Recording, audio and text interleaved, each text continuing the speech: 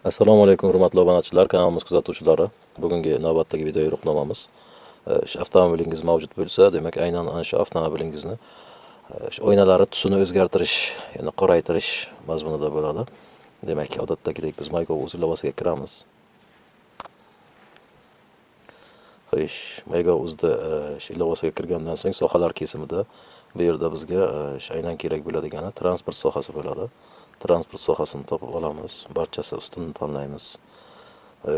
Va bu yerda avtomobil oynalarining tusini o'zgartirish degan mazmunda, demak, shu xizmati mavjud. Aynan shu xizmat orqali o'tamiz.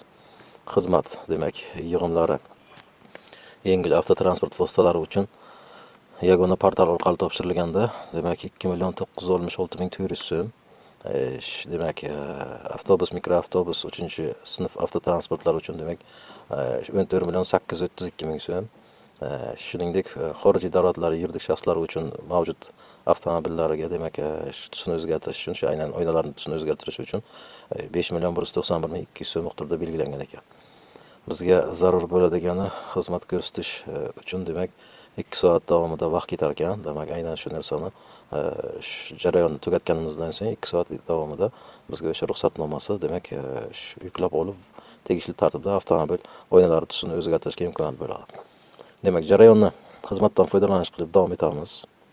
Bu yerda demak birinchi qadamda umumiy ma'lumotlar avtomatik tarzda integratsiya qilingan. Shu asosda demak tortadi va ma'lumotlarni keyingi tugmasini bosish orqali ommaviy oferta talablarini qabul qilasiz va keyingi tugmasini bosasiz.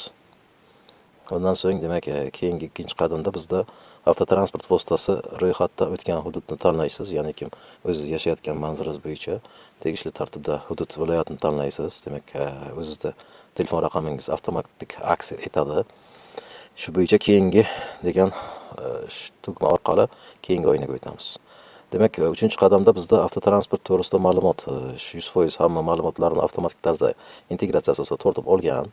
Bu yerda bizga joylashtirilgan oynada transport vositangiz bo'yicha ma'lumot topilmasa, davlat yo'l harakati xavfsizligi xizmati bo'linmalariga murojaat qiling. Aloqa raqami uchun demak qo'ng'iroq qilish uchun telefon raqami joylashtirilgan.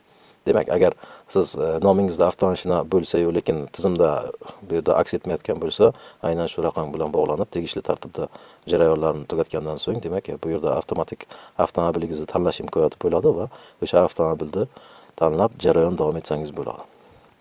Demak, avtomobilni tanladik. Shundan so'ng keyingisi tugmasini bosamiz. Demak, bizga keyingi oxirgi oyna chiqdi. Aynan to'lov bo'yicha QR kodli to'lov QR kodi, shuningdek karta uchun, karta orqali to'lov uchun demak tegishli tartibda karta raqamini kiritasiz. Karta raqamlarini kiritib, demak to'lov qilish imkoniyati bo'ladi. Shuningdek, boshqa ilovalarda to'lovni belgilash orqali demak aynan qaysi ilovadan foydalanib, demak siz telefoningizda yoki qurilmangizga qaysi aynan ilova o'rnatilgan, Payme, Paynetmi, Klikmi, Uzunbankmi, demak shulardan tanlab, demak telefon raqamingizni bu yerda kiritgandan so'ng to'lovni amalga oshirsangiz bo'ladi. Demak, bugungi kontentimiz aynan mana shu mavzuda edi. Videomiz yoqqan bo'lsa, like bosib qo'llab-quvvatlang. Keyingi kontentlarimizni qilishimiz uchun bizga madad bo'ling. Sizga 1 soniya bir like bosish, lekin bu aynan like boshqalarni aynan shu yo'riqnomadan foydalanishiga bir imkoniyat yaratib beradi. E'tiborlaringiz uchun rahmat, salomat bo'linglar.